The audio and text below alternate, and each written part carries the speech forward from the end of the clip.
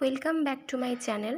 চলো বন্ধুরা, আজকে আমার এই ভিডিওটা যারা যারা দেখছো, যদি নতুন হয়ে থাকো তাহলে আমাকে একটু সাবস্ক্রাইব করে দিও, লাইক শেয়ার কমেন্ট করবে এবং এই ভিডিওটা সবার মধ্যে ছড়িয়ে দিও, ঠিক আছে? যদি নতুন হও তাহলে আমার সাবস্ক্রাইব বাটনটা প্রেস করে পাশে থাকা যে আইকন বাটনটা সেটা প্রেস করে দিও, তাহলে সবার আগে আমার সমস্ত ভিডিও তোমাদের কাছে চলে যাবে।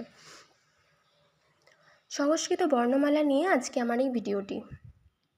সংস্কৃতে স্বরবর্ণ এবং ব্যঞ্জনবর্ণ কিভাবে লিখতে হয় এটা আমি লিখে আমি তোমাদেরকে দেখাচ্ছি। এরপরে আমি যে ভিডিওটা করব সেটা কিভাবে লিখতে হয় সেটার ওপরে আমি ভিডিওটা করব, ঠিক আছে?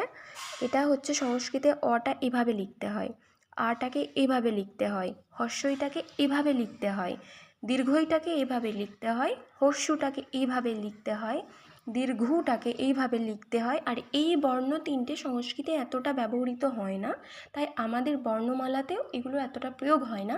তোমাদেরকে জানানোর জন্য আমি এই বর্ণগুলো লিখে রেখেছি। এটা রি, এটা দীর্ঘ রি, এটা লি, এটা এ, এটা ওই, এটা ও, আর এটা ও। যারা লিখতে জানো না বা যারা লিখতে অল্প স্বল্প জানো তারা আমার এই ভিডিওটা দেখবে এবং আমি নেক্সট ভিডিওতে কিভাবে লিখতে হয় সেই লেখার প্যাটার্নটা আমি দেখিয়ে দেব। এটা গেল আমার স্বরবর্ণের ভাগ। এই স্বরবর্ণগুলো আমার এতগুলো আছে, আমি এই স্বরবর্ণগুলো আমি এখানে লিখলাম। এরপর আসছি আমি ব্যঞ্জন বর্ণ নিয়ে। এই যে এখানে ক, খ, গ, ঘ, ও, চ, ছ, বর্গীয় জ, ঝ, পিৎপানীয় ট, ঠ, ড, ঢ, মূর্ধন্য ত, থ, দ, ধ, দন্তন্য প, ফ, ব, ভ, ম, অন্তস্থ জ, র, ল, ব, তালব্যস্য, মূর্ধন্যস্য, দন্তস্য, হ, ডয় শূন্যর, ঢয়ে শূন্যর। এটা হচ্ছে আমাদের খণ্ডত্ব। এটা আমরা বাংলায় যখন লিখি এইভাবে লিখি, কিন্তু যখন আমরা সেটা সংস্কৃতে লিখি তখন এই তয়ের তলায় আমরা হসন্তটা দিয়ে দিই, তাই বোঝা যায় এটা খণ্ডত্ব। এটা হচ্ছে অন্তস্থ।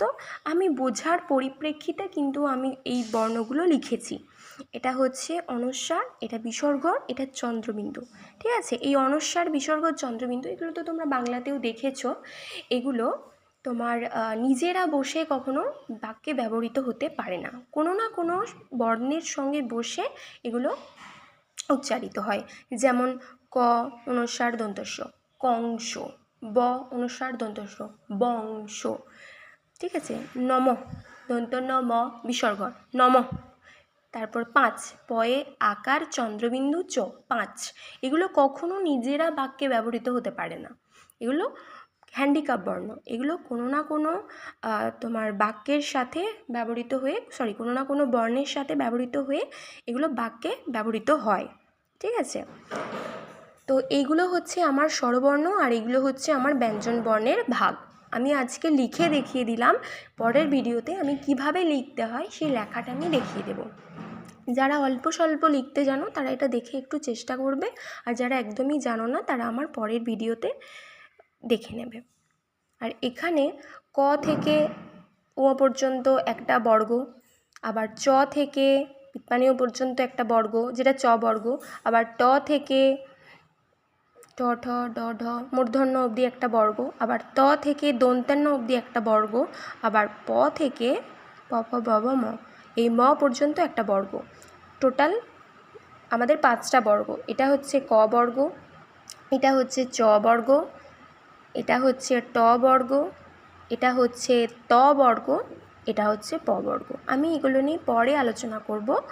আর এটা হচ্ছে আমাদের অন্তস্থ জ, র, ল, ব, এগুলো হচ্ছে আমাদের অন্তস্থ বর্ণ।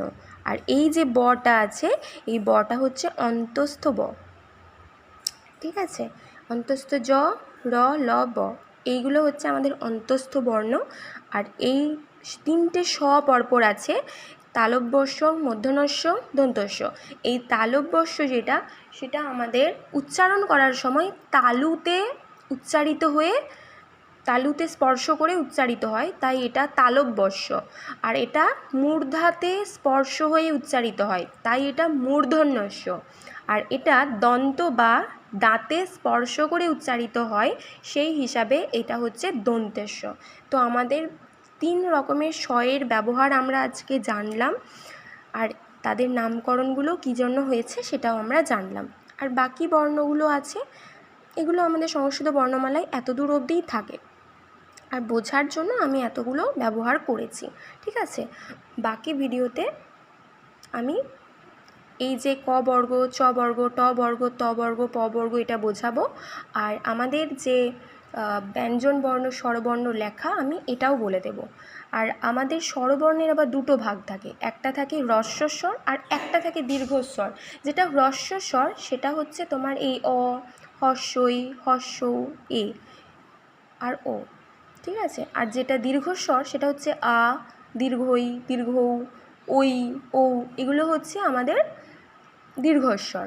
ঠিক আছে, কিভাবে হচ্ছে না হচ্ছে আমি পরের ভিডিওতে আমি সব কিছু বলে দেব। ঠিক আছে, আজকের মতন ভিডিওটা এখানেই, দেখা হবে আমার পরের ভিডিওতে। টাটা।